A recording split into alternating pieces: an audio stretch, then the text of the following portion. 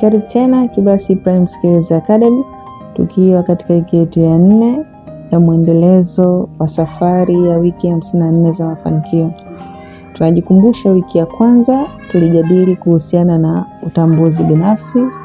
Wiki ya pili tukazungumzia namna ya kujitambua kwa kutumia maswali muhimu.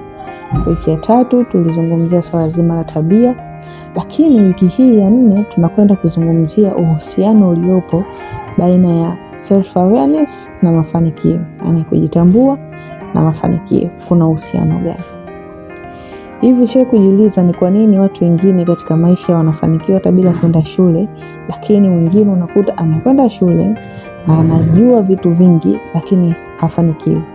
Au unakuta watu wawili wanafanya issue zinazofanana, mmoja anafanikiwa mwingine anafeli. Shehe kujiuliza ni kwa nini? Self awareness au utambuzi binafsi au mtu kujitambua inaweka msingi mkubwa wa mafanikio yako katika mambo yako ya kila siku. Unapoweza kujitambua, maana yake unakwenda kujua nguvu zako ziko wapi na namna gani ya kuzitumia hizo nguvu zako. Itakusaidia wewe kujua udhaifu wako ambao utaweza kudhibiti usiweze kuathiri mafanikio yako. Lakini self awareness itakujenga wewe kujua vikwazo vyako ni vipi ambavyo unaweza kuvidhibiti visiweze kuathiri mafanikio yako. Lakini pia unaweza ukaona fursa mbalimbali kwa kutumia self awareness, kwa sababu umeshajitambua. Sasa una uwezo wa kuangalia kwa upana zaidi fursa ambazo zinapatikana ili wewe uweze kujump in na kuweza kufanikiwa katika mambo yako ambayo umejiwekea. Mfano tunaweza tukamtolea kijana ambaye yeye anapoanzisha biashara, inapofeli anaanzisha biashara nyingine. Kile inapofeli anaanzisha biashara nyingine. Baada ya kuja kujifanyia assessment, alipoweza kujitambua akaja kujua kwamba ni muoga wa kufail na ni muoga wa kukabiliana na changamoto, na ndio maana akianzisha biashara hii kimshinda anaanza biashara nyingine.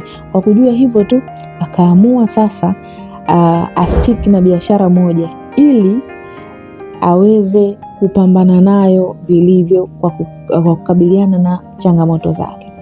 Kwa hiyo ile kuhamahama ilikuwa inamkwamisha. Baada ya kujijua, basi kastick na mafanikio yake yakawa yanaonekana. Bila self awareness unaweza ukafanya kazi ambayo si ile ambayo inakuhusu moja kwa moja wewe, au unaweza pia ukafanya makosa mengi sana katika maamuzi yako. Lakini pia usipokuwa na self awareness inaweza ikakuzuia namna ya kufanya mipango yako ikawa iko sawa, ukawa unakosea na ukatumia muda mwingi sana kufanya hayo mambo. Leo nakupa tu kazi ndogo tu. Andika jambo lako moja ambalo unatamani sana kulifanikisha katika maisha yako. Kisha jiulize ni tabia gani ambazo unazo zinazuia wewe kufikia hayo mafanikio. Ukijua basi utaweza kuibadilisha. Naanza sasa, usisubiri baadaye. Kumbuka, mafanikio si safari ya bahati nasibu, bali ni matokeo ya kujijua, kupanga na kutenda kwa makusudi. Tukutane wiki ijayo katika safari yetu ya wiki 54. Ciao.